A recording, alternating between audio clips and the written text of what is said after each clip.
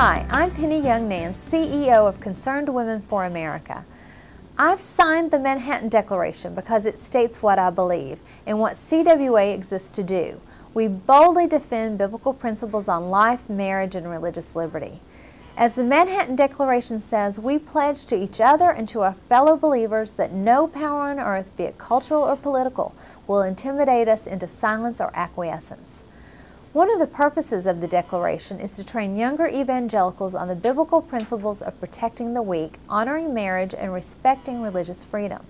Chuck Colson, who helped write the Declaration, said, "We're hoping to educate them that these are the three most important issues." For over 2,000 years, Christians have promoted the sanctity of life, marriage, and religious liberty. These beliefs of the Christian faith laid the foundation for civilized societies.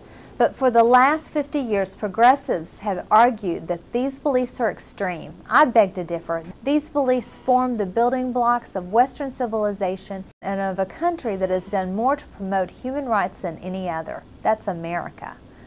The Manhattan Declaration honestly recognizes that Christians have not always lived up to our ideals.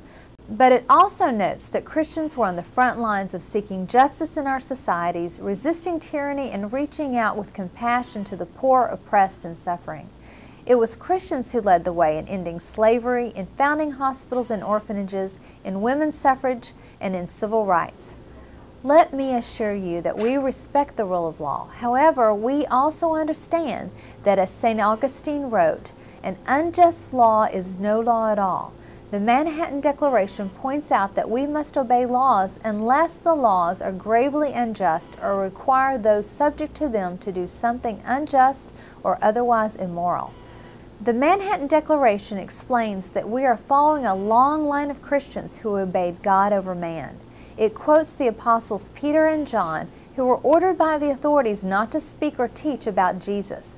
They responded, "Judge for yourselves whether it is right in the sight of God to obey you rather than God, for we cannot help speaking about what we have seen and heard."